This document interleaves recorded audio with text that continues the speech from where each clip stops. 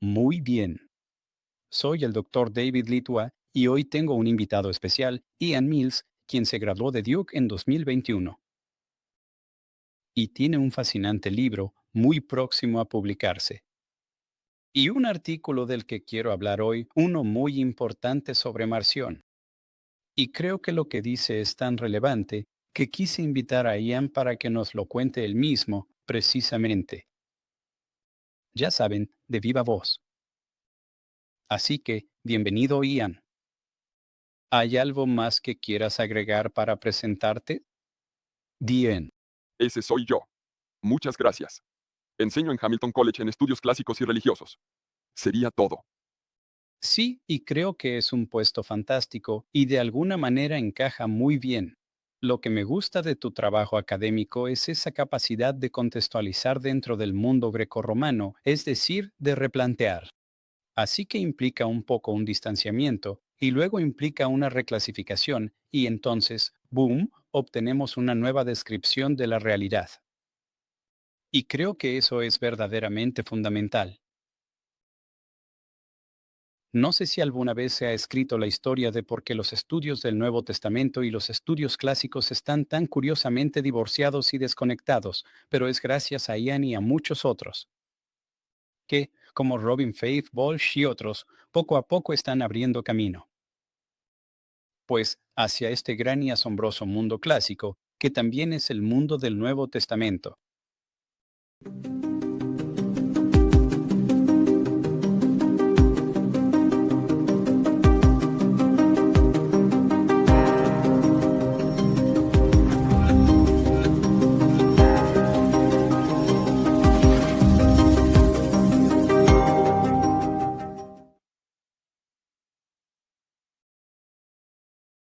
Así que queremos hablar específicamente, primero que nada, del libro de Ian. Ahora, Ian, ¿cuándo sale este libro? Y solo para que la gente sepa, ya está disponible oficialmente. No, todavía no. Así que la hipótesis de los evangelios es el título. Hipótesis, algo así como la palabra en inglés, pero ya hablaremos de eso. Significa algo muy diferente en griego. Y saldrá publicado por Fortress Press en noviembre, justo a tiempo para el SBL. Pues yo creo que el 4 de noviembre es cuando saldrá el libro. Pero ya lo puedes encontrar en Amazon y en el sitio web de Fortress Press. Si quieren comprar en preventa, si les parece. La hipótesis. Sí, hipótesis. Escrita igual que en el español. Pero aquí tiene un sentido muy particular. ¿Y podrías por favor contarle a la gente sobre esto, sobre el significado literal antiguo de esta palabra, hipótesis, y exactamente de qué trata? Sí, muchas gracias. De verdad agradezco mucho la invitación. Entonces, el término hipótesis, descubrí este término cuando estaba investigando, en realidad, un proyecto que nunca terminé escribiendo, que trataba sobre libros en la antigüedad que llevaban el mismo título. Así que empecé a buscar todos los ejemplos que pudiera encontrar de diferentes personas publicando sus propios libros, pero todos compartiendo el mismo título. O sea, publicando un libro nuevo, tal vez usando el título de un predecesor o algo por el estilo. Y cuando investigué esto, varios de los ejemplos que encontré, uno de ellos es Dio Crisóstomo, quien es un orador y escritor de discursos de finales del siglo I y principios del siglo II, y él escribe sobre los tres Filóctetes. Así que tres dramaturgos diferentes, Esquilo, Sófocles y Eurípides, todos escribieron una obra con el mismo nombre. Y de la misma manera, puedes ver a Diógenes Laercio o a Ateneo como de hipnosofistas, y ellos hablan sobre las diferentes obras acerca de Sócrates, así que tanto Jenofonte como Platón escribieron una apología, y Jenofonte y Platón también escribieron un banquete de Sócrates, ¿verdad? Y el término que usan para describir lo que estos libros comparten, lo que tienen en común entre sí, es la palabra hipótesis, hupófesis, y significa algo así como estructura subyacente. Es una metáfora. Y los autores griegos en la antigüedad ya escribían que sabían que esta palabra se usaba de muchas maneras diferentes, en distintos contextos. Así que ya existía como una diversidad de usos para este término que la gente expresaba abiertamente. Pero en contextos narrativos, este término significa algo así como sustrato conceptual. Bueno, algo que está por debajo de varias cosas. Entonces, hupo significa debajo, y esto viene de algo como tidimi, que es como poner debajo. Así que parece ser algo así como la base, o el sustrato, o el. Es, obviamente. A veces es una metáfora arquitectónica, aquello que no puedes ver detrás de tus paredes, todos los listones, soportes y vigas.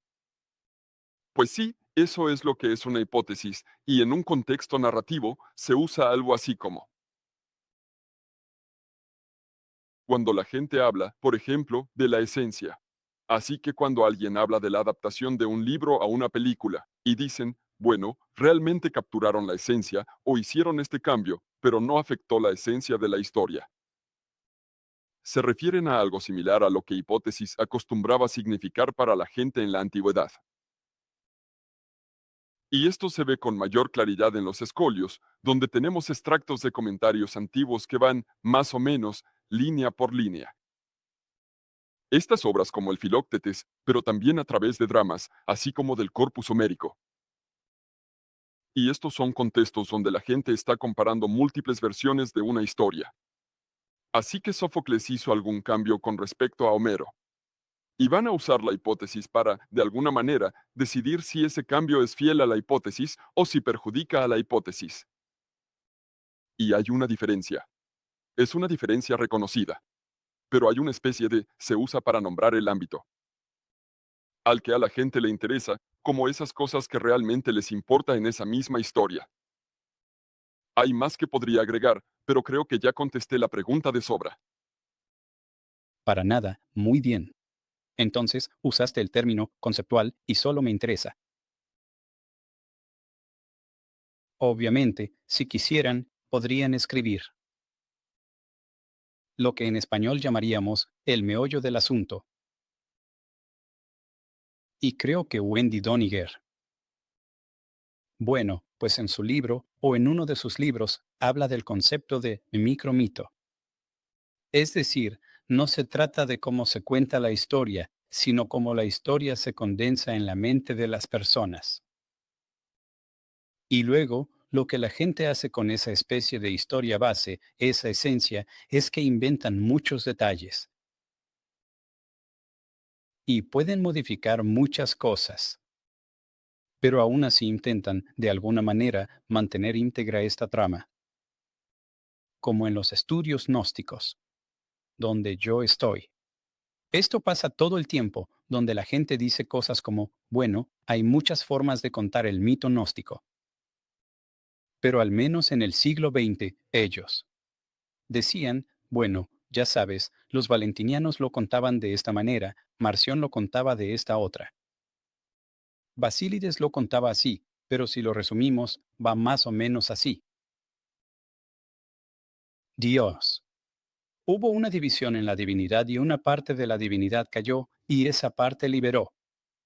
Una semilla o chispa que entra en la naturaleza humana y queda aprisionada en el cuerpo humano, y luego esa chispa. El propósito de la vida es liberar esa chispa y regresar a la divinidad. Ese es el meollo del asunto, eso sería la hipótesis principal. Por así decirlo, ¿no? Y sobre esa base estarían todas las variantes que encontrarías en los relatos en sí, como las historias concretas. Entonces, ¿esto es supongo? La pregunta entonces ¿es esto una construcción mental para los antiguos? Y si es así, ¿un antiguo podría no estar de acuerdo con otro? Decir, ah, no, esta es la hipótesis de la historia de Filóctetes. Tiene que tener este elemento. Y luego alguien más podría decir, no, eso es algo secundario. Eso no es el núcleo. ¿Hay discusiones de ese tipo? Sí, creo que honestamente ese es el caso, que esto es algo conceptual. Es una abstracción, ¿verdad? Así como fábula es el término narratológico. Y sí parece que tenía contenido. No nada más es como, no es una parte aleatoria de la historia. Bueno, algunos autores, específicamente, otra vez en las escolias, dirán, ya sabes, la hipótesis está constituida por personajes, pero personajes que son clave, eventos y lugares. Como que sienten que al menos tiene algún tipo de estructura. Y el término sí lo hace, y hay continuidad de un hablante a otro, ¿no? Pero claro, lo que cuenta como un personaje clave depende totalmente de con quién estés hablando. Y hay una tesis doctoral de alguien que está en Duke al mismo tiempo que yo, trabajando en los escolios sofocleos. Analizando los escolios de Sófocles y Eurípides, más o menos, como evidencia de estos debates. Y, claro, solo tienes un fragmento, pero varios de estos fragmentos sugieren que había un debate en curso sobre si Sófocles había hecho mal en cambiar quién mata a Agamenón, precisamente en relación a Homero. Y la hipótesis, o la jupodisis, que es una buena manera de más o menos captar eso. Estamos hablando de algo diferente a la palabra, ya sabes, teoría, en español. Sería como denominar este ámbito, de cierta forma. Mencionar en qué estamos en desacuerdo, sobre qué estamos discutiendo. Así que sí, definitivamente encontramos usos polémicos de este término, especialmente en los escolios, que es un campo muy interesante. Porque es un campo donde de hecho estás viendo por encima del hombro, por así decirlo, de uno de sus lectores, ¿no? Y realizando el acto de leer mientras van anotando a lo largo del texto, ya sabes, ¿no? En teoría. Muy bien. Digo, puedo imaginar. Por ejemplo, dos académicos reuniéndose en un cuarto y hablando sobre Homero, y que uno de ellos diga, ¿sabes qué? Yo creo que es imperativo para la historia que Helena vaya a Troya.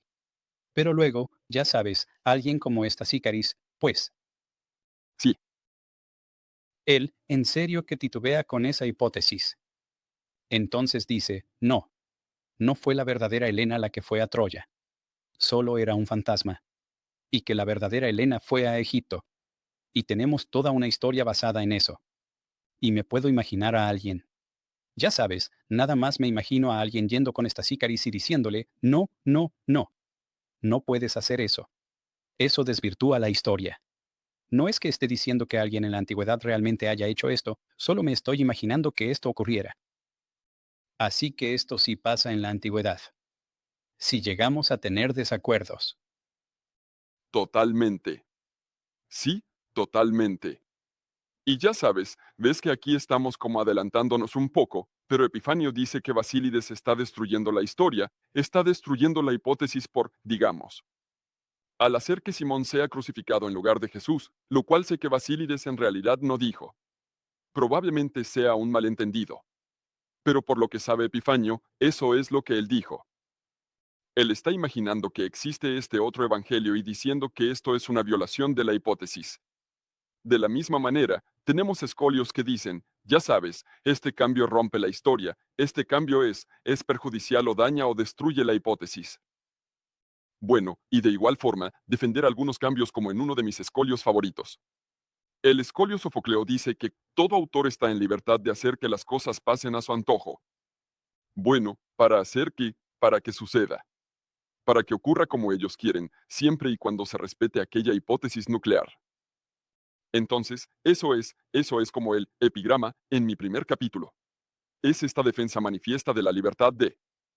Puedes escribir, reescribir la historia, siempre y cuando respetes lo que este autor entiende como los personajes clave, el escenario y todos los eventos. ¿Verdad? Claro, eso dicen. Pero lo primero que aprendemos en un curso de mitología clásica, o por lo menos en lo que a mí concierne, es que el mito es inherentemente maleable. Y la gente lo moldea de diferentes maneras, para diferentes públicos, para diferentes personas. Así que, cualquiera que sea la cantidad de cambio que se tolera de la que hablamos, va a depender. Basándose en quienes están leyendo e interpretando este material, lo cual, por supuesto, luego va y se alimenta de estos usos polémicos de la hipótesis. Por ejemplo, mencionaste que, para Ireneo, y es Ireneo el primero que transmite la historia de Basílides, ya sabes, de que Jesús en realidad no fue crucificado. Y pues ya sabes, él también menciona que Marción desvirtúa la hipótesis. Y, pues eso es interesante. Y me pregunto si podrías comentar sobre, pues tú sabes, el uso retórico de esta especie de Pues es que esto, sí tiene lógica, pero también puede usarse para dar de garrotazos. Y en el caso de, es interesante notar que, ya sabes, en las reconstrucciones del Evangelio de Marción, y aquí se me viene a la mente las reconstrucciones más conservadoras, como las de Dieter Roth y Jason Bedun, que sabes, sí, obviamente, no incluye grandes segmentos del Lucas canónico, pero cuando lo ves en estructura y contenido, ya sabes, comenzando con Lucas, capítulo 3, versículo 1, y, ya sabes, el sermón en Nazaret, y los milagros, y la historia de la crucifixión, y la resurrección, el camino a Emaús, o sea, todos esos detalles están ahí. Entonces, me pregunto, digo, la pregunta obligada es, ¿entonces una cosa es la otra? Marción, desde tu perspectiva crítica moderna, ¿destruye la hipótesis o solo está presentando una nueva variante de un núcleo común? Sí, entonces yo. Quiero aclarar eso. Lo que no estoy haciendo es ver en retrospectiva a los críticos literarios clásicos o incluso a los primeros intérpretes cristianos y como que usar el modelo de recurso teológico. No estoy sugiriendo que deberíamos empezar a leer los textos de esa manera. Y entonces, la verdad, no creo que ese sea un tipo de juicio normativo que depende de presuposiciones que no comparto cuando leo textos clásicos. Y en eso incluyo el Nuevo Testamento. No, así que me siento cómodo diciendo. Es totalmente lógico para mí que algunas personas hayan visto el Evangelio de Marción y pensado, ah, otro libro con la misma hipótesis. Y que otras hayan visto el Evangelio de Marción y dijeran, bueno, sabemos que así fue. Epifanio usa la palabra hipótesis, y yo sostengo que Ireneo la usa implícitamente, que utilizó esta idea de una hipótesis para decir, no, este Evangelio rompe con la hipótesis. Así que me da mucho gusto analizar y decir, ¿por qué habría dicho eso Ireneo, dado el hecho de que, como bien señalas, el Evangelio de Marción se parece a horrores a Lucas de Ireneo? Entonces, ¿qué lo hace decir eso? Y tanto tú como yo quisiéramos que Ireneo nos diera una larga lista, las cosas que no le gustan del Evangelio de Marción, ¿verdad? ¿No sería eso muy útil? Lamentablemente, no tenemos ese tipo de desglose, pero si lo conseguimos de Epifanio, ¿no? Lo conseguimos, ya sabes, 2 veces. Bueno. Y entonces, tenemos que especular sobre por qué Ireneo dijo eso, pero creo que no es difícil de comprender a Ireneo. Y también quiero hablar de Serapión en relación con esto, porque creo que es una persona muy útil. Ver a alguien darle la vuelta a su respuesta a esta pregunta exacta, digamos, en el transcurso de sus propias interacciones con los cristianos en Rosso. Pero, vámonos con Serapión por un segundo. Es fácil ver como Ireneo. Al leer esto a la luz de sus creencias, las creencias de Marción, que lea este texto y vea pasajes que, en relación al texto que él conoce, parecen distanciar a este Jesús que conoce, del Dios de la Biblia hebrea.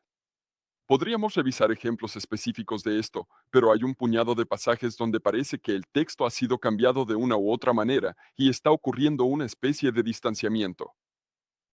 Y, con las suposiciones de Ireneo metidas de cajón, eso parece, como, si, las suposiciones de Ireneo sobre Marción metidas de cajón, nos huele a rechazo, el rechazo de Marción, de la relación de Jesús con el Dios de la Biblia hebrea, y puedes ver cómo Ireneo diría, esto ya es demasiado.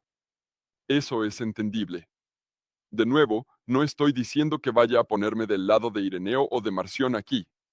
Lo que digo es que podemos entender por qué alguien como Ireneo pensaría esto sobre un evangelio que a nuestros ojos es muy parecido. Pero si me preguntas si el evangelio de Marción, de hecho, destruye el núcleo del evangelio, yo simplemente diría que no creo en los núcleos. No lo creo. Y creo que estos meollos dependen de los intereses. Así que depende de lo que te importe en una historia para preguntar si mantiene el meollo, conserva este meollo o desvirtúa el meollo. Creo que estas son formas de hablar de las cosas y son significativas. Pero, ¿cómo? ¿Y la gente?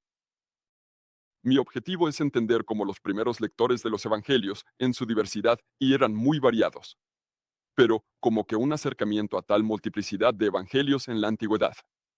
Y creo que la hipótesis es una pieza que falta en esa discusión. Bueno, pero no creo que por eso pueda decirte que este evangelio o este otro conserva la hipótesis auténtica. No creo en tal cosa. Bueno, me parece justo. Sí, creo que mi objetivo es entender también, desde el punto de vista retórico, lo que está haciendo Ireneo. O sea, no para reprocharle, sino para entender este tipo de polémicas antiguas. Porque me parece que lo que está pasando es que él se está aprovechando del tecnicismo del término evangelio.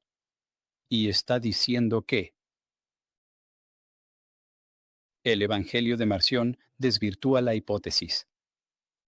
Pero, en ese sentido, creo que él no está pensando en el texto real del Evangelio de Marción, que de hecho dudo mucho que Ireneo haya leído alguna vez. Él deja eso a Tertuliano y Epifanio para que sigan esa línea y realmente revisen el Evangelio de Marción. Pero creo que el tecnicismo del que se aprovecha y hace lo mismo con los valentinianos es que no cita el texto al pie de la letra. Él dice que el Evangelio que tienen en la cabeza, es decir, su teología, lo que nosotros llamaríamos su teología, es lo que está desvirtuando la hipótesis. Porque sí, según Ireneo, obviamente, si distingues al Creador del Dios verdadero y supremo, entonces has desvirtuado el Evangelio. Pero Evangelio ahí significa algo así como no el texto escrito, sino lo conceptual. Ya sabes, la teología en tu cabeza. Y lo mismo pasa con los valentinianos. Los valentinianos tienen exactamente los mismos evangelios que Ireneo. O sea, ellos valoran a Mateo, valoran a Juan. No sé realmente qué hacen con Marcos, pero ya sabes. Eso sigue aplicando para la mayoría de los antiguos. Pero están usando el mismo texto, pero lo que Ireneo comenta como la violación es este. Relato que en realidad no es el relato del Evangelio. Así es. Pero algo así como una interpretación o una alegorización de eso, que es esta historia del pleroma, los 30 eones y cosas así. Entonces, es eso. Esa ambigüedad es con la que él está jugando. Y básicamente se reduce a que mi teología no está de acuerdo con la tuya. O sea, podríamos decirlo de una manera más neutral, pero me pregunto si me estoy perdiendo de algo. Sí, creo que sí. Tengo unas cuantas aclaraciones que creo harán relucir que lo que digo es un poco diferente de lo que tú dices. No que esté en desacuerdo contigo. Creo que él también argumenta eso, pero usa la regla de fe para construir su argumento. Mi teología está en conflicto con tu teología. Ese es su argumento de la regla de fe. Para el argumento que se basa en la hipótesis, de hecho recurre a una tradición más antigua de lectura antialegórica. Eso se remonta, al parecer, a Aristarco y tal vez incluso a Zenódoto, dependiendo de unos fragmentos al azar, difíciles de rastrear. Pero él está recurriendo a una línea de argumentación diferente. Y es un argumento que no trata de tener el texto correcto o incorrecto, sino sobre las prácticas de lectura. Y hay un antiguo argumento que recurre a la hipótesis. Entre otras cosas, también al contexto y cosas así, pero recurre a la idea principal de la historia como guía para leer cualquier pasaje en particular. Y argumenta que las interpretaciones alegóricas, que ya eran bastante comunes en el corpus homérico, hay un argumento en contra de ese tipo de alegorizaciones. ¿Qué dice que hacer ese tipo de alegoría ignora el meollo de la historia? Y por eso, esa lectura es incorrecta. Así es como funciona el argumento. Y ni siquiera es una de las formas. Hay otra de la que también quiero hablar, pero esa es una de las formas en que Ireneo se apoya. El lenguaje de la hipótesis es parte de este tipo de argumento antialegórico ya establecido. Y luego usa el centón para ilustrar lo que está pasando aquí, que es que todo el asunto es el mismo texto, pero diferente interpretación. El centón es cuando extraes versos de la Odisea y la Ilíada y los mezclas para crear una nueva historia. Así que si parece que alguien ha mezclado La Odisea, versos de la Ilíada y la Odisea para contar la historia de Hércules, que no se encuentra en ningún lado, ¿verdad? Es una combinación de versos. Y él dice que esto es más o menos lo que hacen los valentinianos, que están sacando versos al azar de nuestros evangelios, los mismos evangelios que tenemos, ya sabes, según Ireneo, y creando una nueva historia con ellos. Y dice que hacer eso es ignorar, es sustituir la hipótesis de otra persona por la hipótesis de los evangelios. Esta es su más clara. Esta es una de las cosas que me hizo darme cuenta. Como, mira, Ireneo piensa en los escolios. No literalmente, como si los tuviera enfrente, pero está en la misma línea. Porque él mismo usa el término hipótesis para decir, así como los dramaturgos trágicos, pues. Así también, los valentinianos en realidad han robado. Él dice que los valentinianos han robado su cosmogonía de un dramaturgo cómico, alguien más que escribió una teogonía pagana. Y primero dice que simplemente han tomado prestada la historia y la han sustituido con nuevos personajes. Y dice, no, ni siquiera es así. Solo han cambiado los nombres. Son el mismo personaje. Así que lo que han hecho es tomar prestada la hipótesis. Entonces, él tiene que cambiar su postura sobre si son personajes diferentes o nuevos. Y él dice, personajes diferentes son los mismos personajes. Y entonces, cuando dice, son los mismos personajes con nombres distintos, entonces puede decir, pues, lo que han hecho es que simplemente han tomado prestada la hipótesis de las teogonías paganas, y con ella crearon esta historia del pleroma. Y entonces usaron nuestros evangelios e hicieron un centón a partir de nuestros evangelios para contar esta historia pagana. Así que lo ha seguido con atención, apoyándose en estas ideas de la teoría literaria.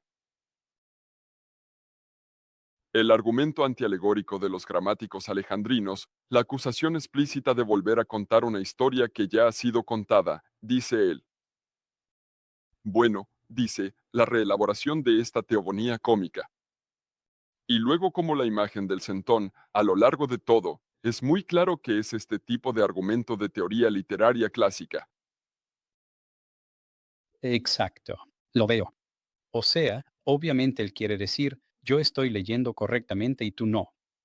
Pero al mismo tiempo, creo que si me imaginara como una mosca en la pared y estuvieran Ireneo y un valentiniano en la sala debatiendo, sí, creo que un valentiniano diría algo como, estás confundiendo nuestra historia del pleroma con lo que nosotros consideramos la hipótesis de los evangelios. La relación entre la historia del pleroma y los evangelios en realidad no es tan clara. Eso está abierto a debate. Pero, ya sabes, en cuanto a si tienen la misma historia, el mismo meollo que Ireneo, ¿están leyendo Mateo? ¿Tienen un conjunto básico de cosas que consideran esenciales para la vida de Jesús? Bueno, creo que sí. Eso sería, ya sabes, nacimiento, milagros, tal vez crucifixión, resurrección, eso lo tienen.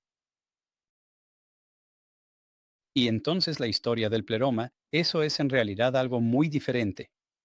Y bueno, es como si alguien, ya sabes, 100 años después de Ireneo, viniera con él y le dijera, bueno, Ireneo, desvirtuaste la hipótesis, porque tu historia del anticristo y el milenio. Y de hecho, Eusebio prácticamente está muy cerca de decir exactamente esto. Eso no es parte del Evangelio y desvirtuaste la hipótesis. Eso sería igual de injusto, porque creo que Ireneo diría, no, mi hipótesis es que Jesús. Ya sabes, es como declarar un credo o la regla de la fe. Creo que estás cometiendo, si me permites, creo que estás cometiendo el mismo error que la mayoría de los lectores de Ireneo han cometido, que es que han confundido su argumento sobre la hipótesis con su argumento sobre la regla de la fe. Y creo que describes correctamente el tipo de cosas que pasaban con la regla de la fe.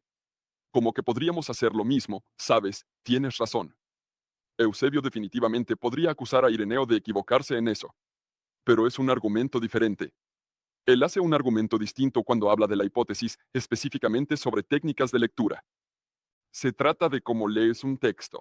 No estoy en desacuerdo con nada de lo que dices. Es que estás usando hipótesis cuando deberías estar diciendo regla de la fe o canon, ¿verdad? Es lo que no significa lo que nosotros entendemos por canon, pero es la palabra griega, ¿no? La regla. Sí, eso. Ese es el argumento. Hipótesis es mucho más específico para Ireneo, y yo creo que queda muy claro que hipótesis, para Ireneo, significa los personajes, los escenarios y los eventos, igual que en los escolios.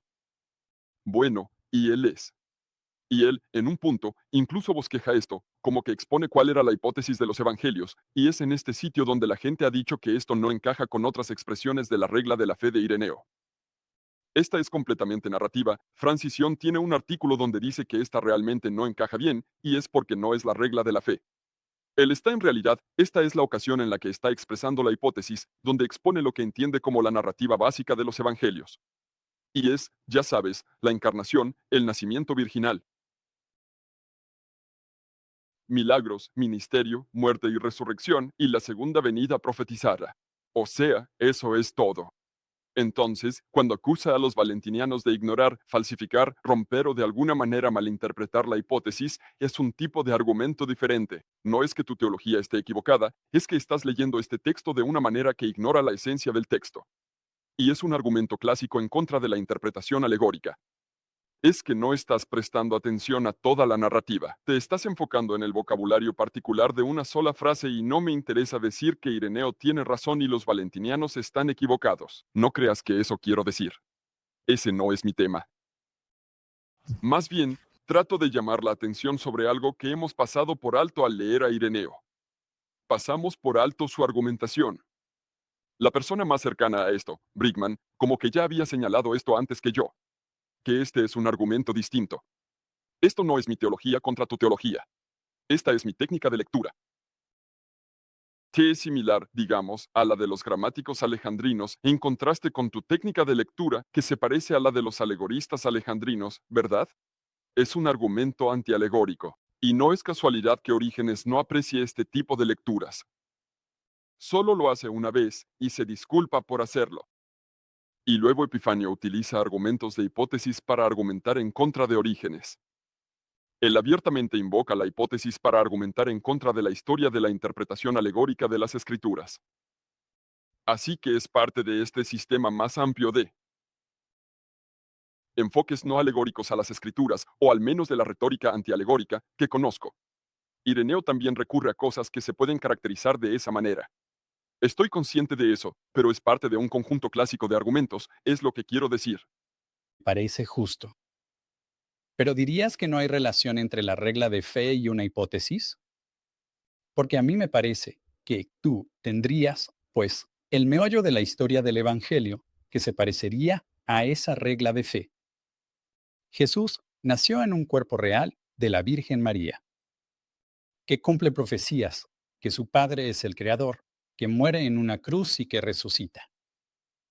Eso justo es, esa es la hipótesis de los Evangelios, pero también es la regla de fe. ¿Estarías de acuerdo con eso? Bueno, no creo que eso sea exactamente la regla de fe. La regla de fe, él nos da la regla de fe, ¿no? Él la expone, así que son un poco diferentes para Ireneo. Y lectores anteriores ya han notado este problema antes. Puedes revisar mis notas al pie para eso. Bueno, pero sí, definitivamente no estoy diciendo que estén totalmente separadas. Él usa, pero son dos tipos diferentes de afirmaciones y usa diferentes argumentos para apoyarlas. Cuando él trata de justificar su regla de fe frente a ellos, él sabe que está. Son solo afirmaciones, unas contra otras. Y él usa diferentes tipos de argumentos, ¿verdad? Él apela a la tradición oral transmitida por los apóstoles, ¿no? ¿Y qué pasaría si perdiéramos todos nuestros evangelios? Ese es el argumento, ¿no? Él hace diferentes tipos de argumentos para decir, por esto mi regla de fe es mejor. Es católica, es universal, se remonta a los apóstoles. Así que él sabe que tiene que respaldar eso con ciertos tipos de justificaciones. Mientras que cuando se trata del argumento de la hipótesis, ese en sí mismo es en realidad una especie de justificación para su crítica a la alegorización valentiniana. Tienes que atender a la hipótesis en lugar de interpretar detalles minúsculos de un solo pasaje. Y respalda eso solo con otras referencias al contexto. Así que lo respalda con lo que viene después, un párrafo más adelante. Entonces, él hace un tipo diferente de argumento porque es una lógica diferente.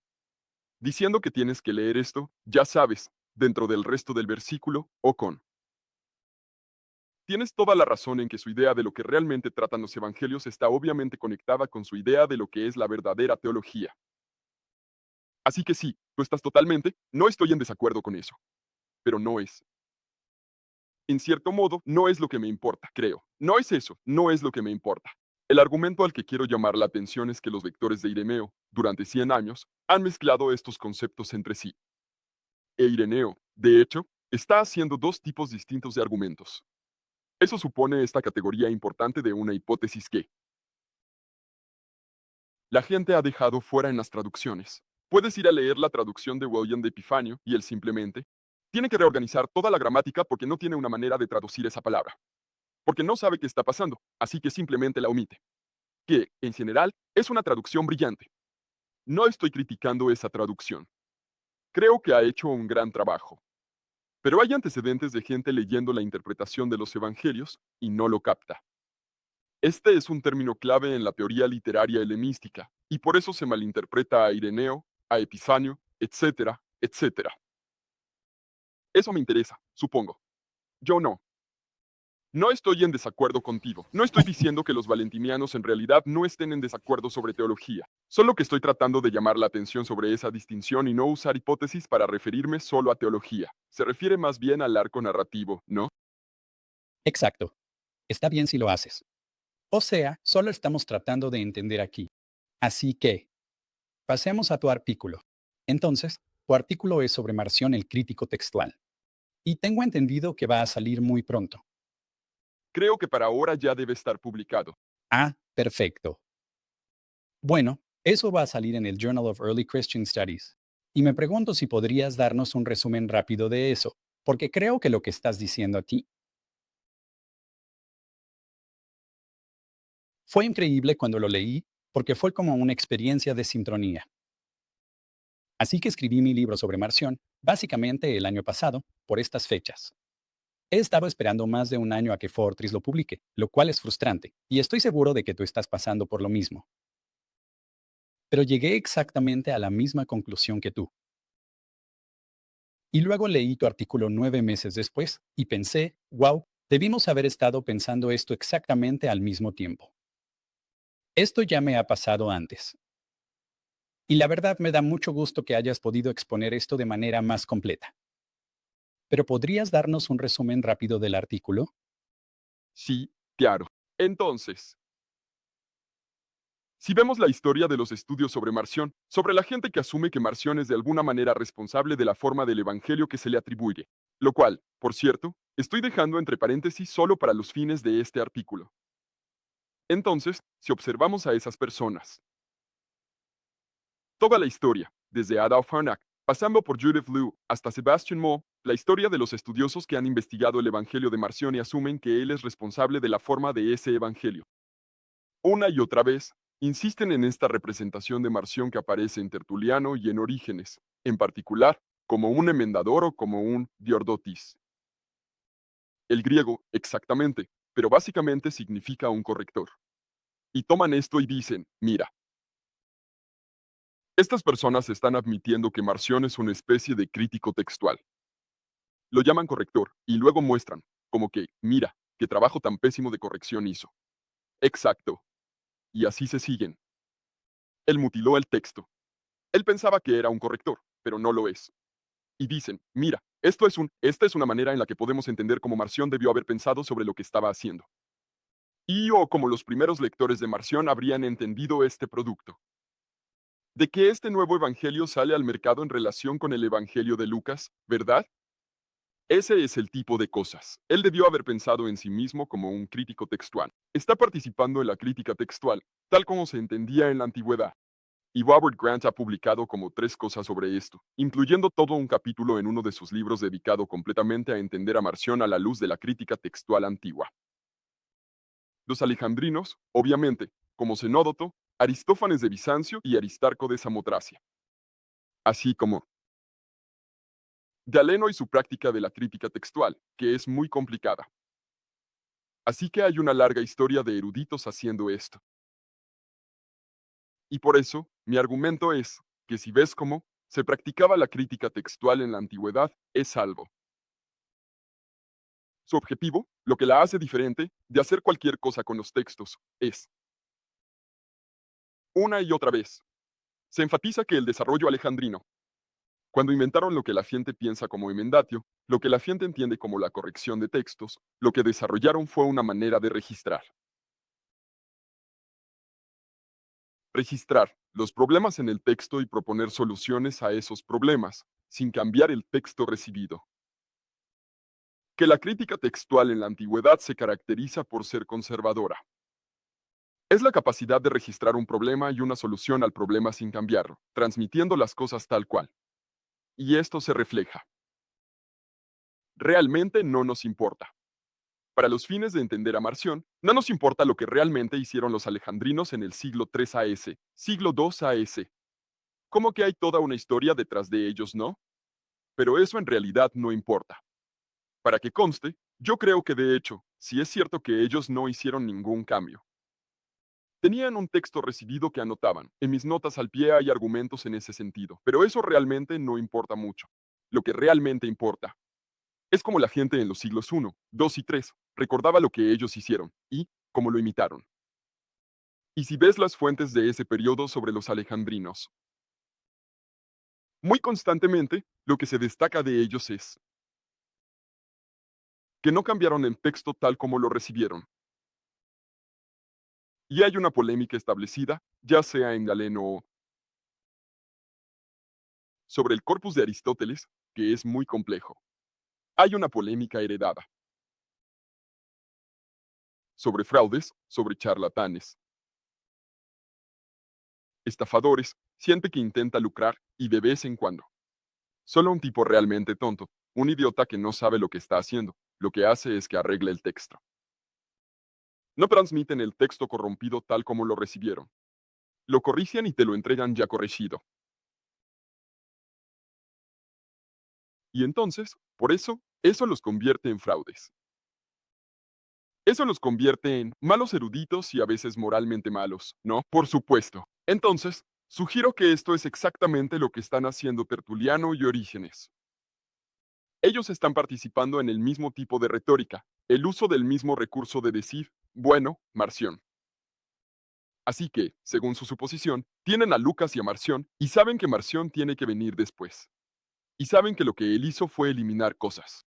Así que al llamarlo emendador, no lo están poniendo en una categoría en la que debería encajar. Naturalmente, como parte de la cultura intelectual del siglo II, lo están encasillando en una categoría según la cual él es un rotundo y total fracaso, en la que rompe la regla central de la ética de la crítica textual, que es conservar el texto antiguo, la lectura establecida y recibida. Así que está siendo un mal erudito. Y, por supuesto, eso es exactamente lo que Orígenes y Tertuliano quieren que pienses, ¿verdad? Quieren decir que está fallando en esto, que es un idiota. Eso es lo que quieren que creas. Así que al llamarlo emendador, al llamarlo crítico, un crítico textual de algún tipo, no le están dando un título honorífico. Están diciendo, piensa en su actividad de esta manera. Y verás que es un fracasado total. Y esto es algo obvio en Orígenes, quien acusa a otro grupo de oponentes de falsificar su propio debate en el que él participaba. Y él dice, ya sabes, están actuando como malos críticos textuales, como Marción, que también es un mal crítico textual. O sea, el obvio, en este contexto, la gente con la que debate, piensan como que están haciendo una composición literaria. Están escribiendo este debate. Y él dice, no, no están siendo críticos literarios. No están, perdón, no están, ya sabes, componiendo nuevas obras, están siendo malos críticos textuales. Así que no es así como ellos se entienden a sí mismos, es como él quiere que sean entendidos. Y de la misma manera, él dice lo mismo sobre Marción y sobre Marción. En ese momento, simplemente se da por hecho, no hay debate sobre Marción en el contexto de Orígenes. Él obviamente corrompe textos, ¿verdad? El punto básico es que la crítica textual no es lo que hacía Marción, y por eso Ireneo quiere que pienses en él como un crítico textual. Obviamente porque en eso falla. Sí, bueno, creo que lo has dicho muy bien. Entonces, hay un par de cosas que solo quiero señalar, como para promover esta tesis, que es absolutamente cierta. Y que, de alguna manera, me parece un poco chistosa. Porque los estudiosos modernos dan la impresión de que Robert Brandt y Christian Marchesi quieren hacerle un favor a Marción restituyéndolo como crítico textual. Sabes, no hay evidencia, ni de la boca de Marción ni siquiera de ningún otro marcionita, de que lo hayan presentado como un crítico textual. Son solo los heresiólogos. Pero lo interesante es que, si Grant y Marcus retoman, como tú lo has hecho, esta venerable tradición alejandrina de la crítica textual, y piensan que al presentar a Marción como un crítico textual, lo honran, o al menos lo colocan en un contexto en el que sería valorado. Pero irónicamente, como bien señalas, eso es simplemente creerse la versión heresiológica y luego darle la vuelta. Y eso no está bien. Mencionaste dos teorías heresiológicas sobre cómo Marción publicó su evangelio. Creo que aquí debemos ser muy cuidadosos con nuestro lenguaje. En una, Enro escribe, él es un evangelista. Y, curiosamente, Marcus Vincent ha seguido más o menos esta idea en la época moderna. Y, hasta cierto punto, Matthias Klinghardt, que Marción es en realidad el autor del primer evangelio. Y esto es sorprendente, porque también adopta la postura heresiológica. Por supuesto, la modifica de una manera que, ya sabes, honra a Marción o simpatiza con Marción, pero sigue siendo una postura heresiológica. Y luego, por supuesto, la otra postura es que él es un crítico textual y enmendador que conscientemente revisa Lucas y elimina todo lo que no concuerda con su teología. Ambas son posturas heresiológicas. Ambas, creo yo, para ser claro, están gravemente equivocadas y son muy profundamente erróneas. Pero no debería sesgar la conversación. Creo que, ya sabes, es el deber de los académicos. Creo, y Jason Bedun en verdad, creo que ha hecho el mejor trabajo sobre esto. Pero creo que es deber de los académicos proponer una teoría que no perpetúe ese discurso heresiológico. Y creo que Bedun y yo básicamente estamos de acuerdo en que, digo, tiene sus matices, pero que Marción hereda un evangelio. Que él no se ve a sí mismo como un evangelista, no se ve a sí mismo como inspirado por el Espíritu Santo. Él no se vería a sí mismo como apostólico. Su apóstol es Pablo. Y aunque hubiera recibido algo como el Lucas canónico en sus manos, e incluso si él lo creyera distorsionado de algún modo, no estoy seguro de que hubiera dicho, tengo la autoridad apostólica para crear un nuevo evangelio con lo que creo que es la hipótesis, usando tu término. En fin, creo que mi última pregunta es, y no te sientas obligado a contestar, pero ¿cuál es tu percepción de cómo se vería Marción a sí mismo en este caso? Sé que la evidencia es fragmentaria, pero ¿has pensado en esto o te gustaría proponernos algunas ideas? Sí lo he pensado. Y no te voy a responder al 100, porque quisiera escribir un libro más adelante. Pero sí te diré, voy a desafiarte hasta cierto punto, y luego te insinuaré cuál es mi respuesta.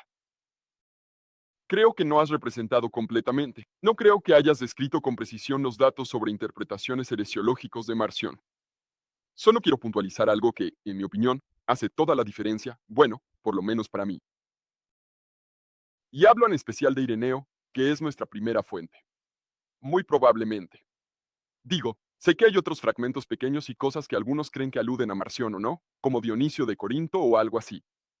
En general, digamos que Ireneo es nuestra primera gran referencia al Evangelio de Marción. Y él no hace lo que hace Tertuliano, ¿verdad? Así que ambos estamos de acuerdo en que Tertuliano y Orígenes quieren decir que Marción es un emendador y que es pésimo en eso, ¿no? Eso es lo que quieren que crea sobre él. Ireneo no hace lo mismo respecto a Marción como evangelista. No lo piensa. Digamos, no deberías pensar en Marción como un evangelista. Él dice que Marción pretende ser un evangelista. Él dice, Marción quiere que sus seguidores confíen en él más que en los discípulos, ¿verdad? Y no creo que Marción haya dicho exactamente eso de ninguna manera. Así que no voy tan lejos. No me trago esa parte de la retórica. Ireneo quiere negarlo, ¿verdad? Quiere decirlo, pero no es el caso. Marción no es un evangelista. Él quiere negarle ese título, que hace una diferencia, ¿no? Es muy sutil. El equivalente sería que Tertuliano dijera, Marción pretende ser un emendador, pero no lo es. No lo veas como un emendador. Ahora, a Tertuliano le parece perfecto que pienses en Marción como un emendador, porque él no está haciendo eso. Pero Ireneo es diferente. Ireneo dice, no lo veas como evangelista, porque lo que escribió no es un evangelio. Esa es una pequeña diferencia. Y algún día voy a argumentar que sí creo, por razones que no tienen que ver solo con los datos heresiológicos, por algunas razones que considero internas al texto. Sí creo que nuestra mejor explicación, dado lo pésimos que son los datos. Bueno, incluso antes, personalmente creo que alguien compuso este evangelio para Marción, de una manera que lo hace distinto al evangelio de Lucas. Hay cuestiones de secuencia ahí que son complicadas, pero creo que alguien tuvo que componer este evangelio usando algo que se parecía al texto tradicional de Lucas. Y luego sí creo que la mejor explicación, y esto lo digo como con menos confianza, que la mejor explicación es que tal vez fue Marción. Ahora, podría estar equivocado en eso, pero no lo creo. Él cree que está haciendo el mismo tipo de cosa que Ireneo pensaba que Lucas estaba haciendo. Porque no creo que esa categoría exista todavía. Todavía no existe esa categoría de autor de evangelio de esa manera. Creo que él está participando en un discurso anterior, junto con otras personas, en una forma más antigua de pensar sobre los textos, y en la producción de textos que vemos en autores preireneanos y en algunos autores postireneanos. Pero voy a dejar eso para después. De hecho, lo insinué al final del artículo y podemos hablar más de eso en algún momento en el futuro. Así que no es que solo esté defendiendo a Ireneo aquí. No creo que Ireneo tenga toda la razón. Creo que sí hay algo significativamente distinto en cómo Marción, o quien haya sido, creó ese evangelio, en cómo pensaban sobre estos textos y la autoría. Pero no es solo eso. Pero no nada más es que estén equivocados. Yo creo que esa es una conversación para otro día. Sí. Así que creo que una forma más neutral de decirlo es que quien haya escrito el texto del Evangelio de Marción Exacto. lo escribió para que fuera distinto, no de Lucas, porque no podemos afirmar que existiera, sino distinto de otros evangelios que sí estaban disponibles. No sabemos si Lucas siquiera estaba disponible. Así que creo que lo que podemos decir es que sí, digo, obviamente es un producto consciente de la inteligencia humana. Se ve muy diferente de lo que pensamos como marca, pero no exageradamente. Y se ve diferente de Mateo, pero de nuevo, tal vez no en términos de la hipótesis. No, creo que tienes razón en eso. Ahí es donde estamos de acuerdo.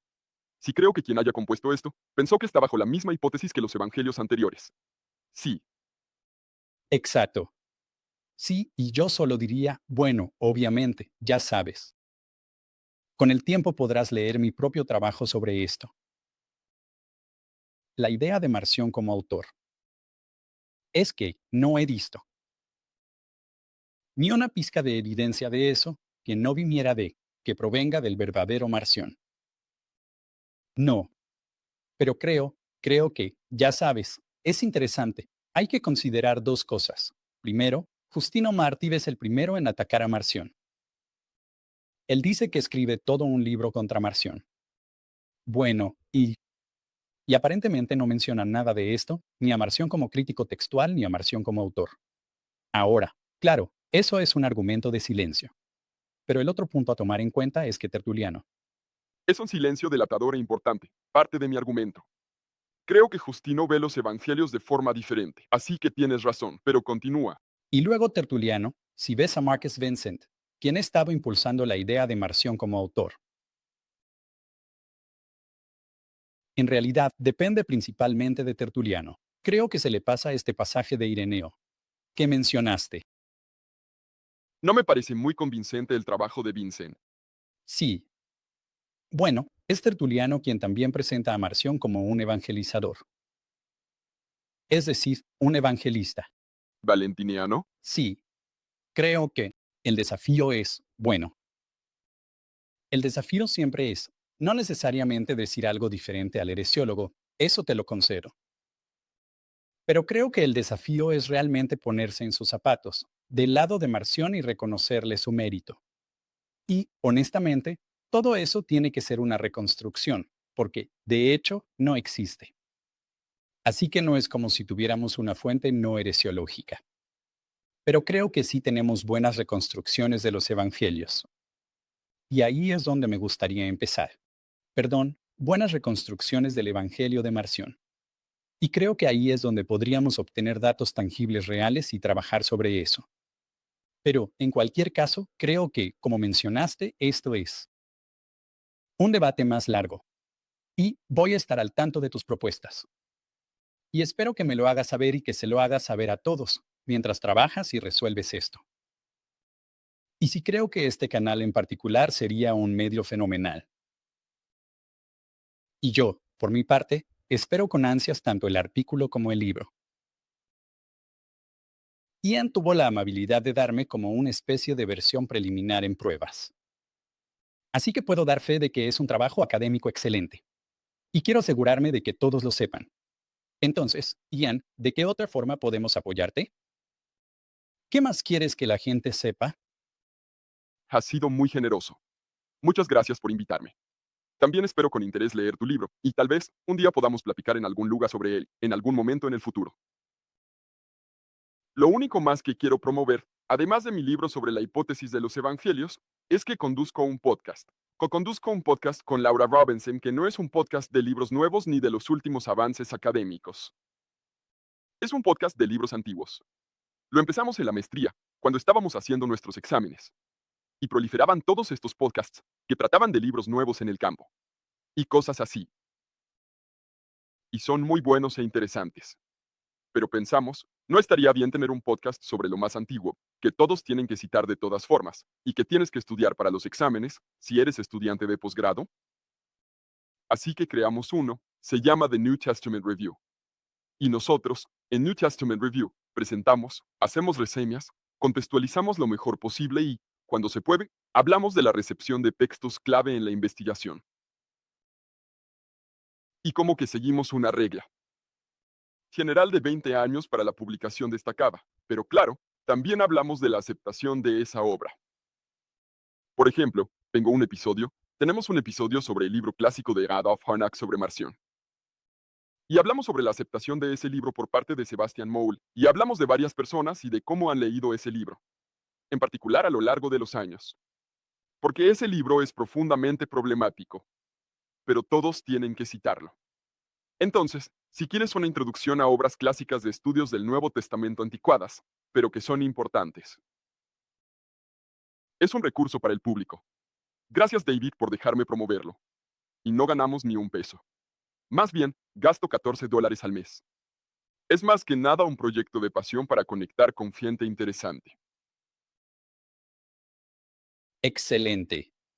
Bueno, estoy seguro de que eso es muy útil y pondré enlaces o lo que sea para que la gente tenga acceso. Muy bien. Pues muchas gracias, Ian. Bien hecho y sigue así. Tal vez nos veamos la próxima vez y seguimos con este increíble, bueno, estudio en este campo tan asombroso que a menudo es poco valorado. Pero sí, me da gusto tenerte aquí y como colega. Así que gracias de nuevo. Gracias. Muchas gracias. Gracias a todos.